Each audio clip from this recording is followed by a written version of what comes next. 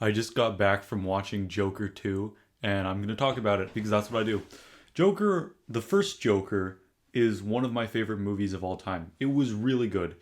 It really explored a character in a realistic way that still justified the character. I also, of course, I had to wear my costume to the theater because I like cosplay. They made me the theater made me wash off the face paint because I guess that's not allowed in the theater. So that's why it looks like this. So was the sequel as good as the first movie? No, I don't think it was. But is it still worth a watch? Yeah, I think it's still worth a watch. That's my spoiler-free review. So from here on out, there's going to be spoilers. So first of all, one problem. I think there was too much singing in the movie.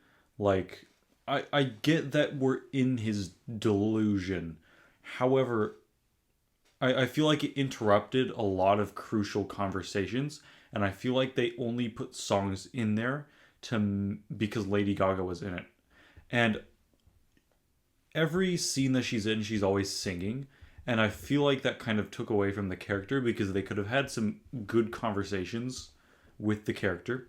Like there's like this thing where there's Harley and then there's Arthur, and Harley is like lying to him about herself so that he'll like her more.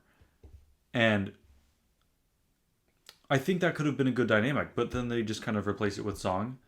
And then also she only liked the Joker side of him, which I thought was really interesting because she and like the crowds of people who were cheering for Arthur initially, I think what the movie is trying to say that kind of represents the fans of the movie who are just there to see Joker and not Arthur. And yeah, that's definitely the case.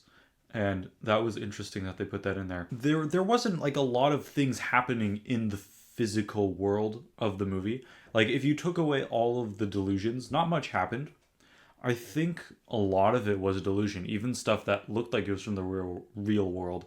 I think from the point where it was the delusion where Harley shot him, and then from then on after that he fired his lawyer, and then he just kind of did his own thing.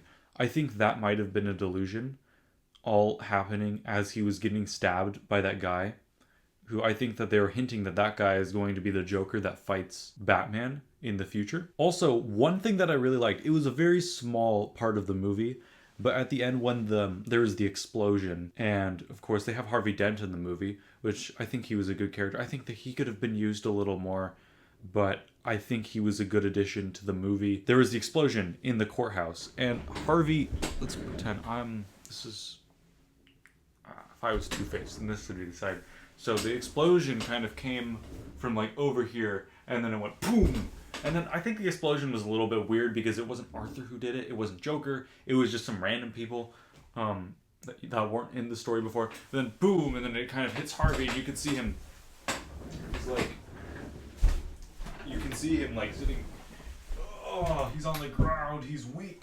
And then there's like, oh, his face is all bloody. It's bloody. He's become Two-Face. Also, another thing that I like, you can see this in the trailers, but you can see that they have a lot of like political things, like, and like religious, like there's like a Christian cross. There's like when they're protesting, there's a wide range of people who are protesting their beliefs at the Joker protest in front of the courthouse, which I thought was really interesting because in real life, when this movie came out, there was a lot of people, especially like Trump supporters, who were like putting Joker like in political things, which I thought that was really weird, but I liked that they pointed that out in this movie. I think it's funny. I don't think the people who did that actually watched the first movie, because like literally in the scene where he's on the Murray Franklin show, he says he's not political. So when we spoke earlier, you mentioned that this look is not a political statement. Is that right? That's right, Mary. I'm not political. I'm just trying to make people laugh. I don't think they actually watched the movie. So, yeah. But it's, there was a lot of fun things in this movie. I liked that we got to see Arthur after he became the Joker. And I wasn't sure about the split personalities. It made sense. And it is difficult.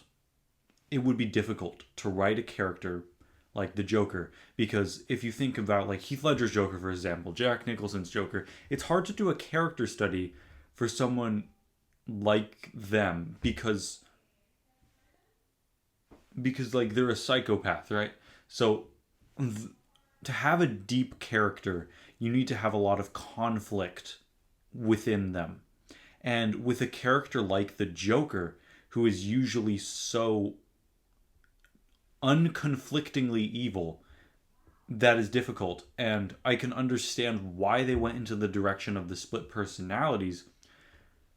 However, I think it was a bit problematic because it made it feel like it took away from the character development of the first movie. I think my favorite scene of the movie, well, I have two favorite scenes. One was at the beginning with the animated scene. I thought that was really cool. I liked the visuals. It was a funny scene. And I really liked the scene with when Arthur was talking to God, what is his name? Gary. That's his name. Gary Puddles. I think that was a good scene where they were conversing in the courtroom.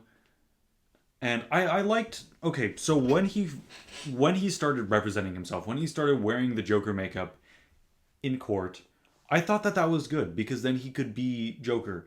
But it was a bit different than the way Joker was Joker in the last film. Because in this one, he put on this like accent, which I think was kind of weird because that's generally not how you imagine Joker to sound. But, he was joking around, he was doing his Joker thing, and he still had a good conversation with Gary. I think that conversation could have lasted a little bit longer, but it was a really strong scene. My favorite part about the movie is about how it reflects the audience. How Harley and the crowd reflect the audience. They put their ideas and themselves into Joker, and that's what they want to see, but then they don't care about Arthur. Which I think was kind of weird that people didn't really care about Arthur, because I've seen like on Reddit and stuff, they're like, oh, we just care about the Joker. We don't, Arthur is just, that's what we come to see the theater for. We want to see the Joker. We want to see the maniacal villain from Batman. But I really thought that Arthur was a really strong character, and that was what I liked about the first movie, was how he was like a real character, because we've seen so many adaptations of Joker where he's like a cartoon villain in real life, basically, or in a cartoon. And that's great. There have been actors who have done that really well. But it's really refreshing to get like a really realistic take on the character. So, yeah. I'd recommend you go see it. That's all I have for you today. So good night, and always remember, that's life.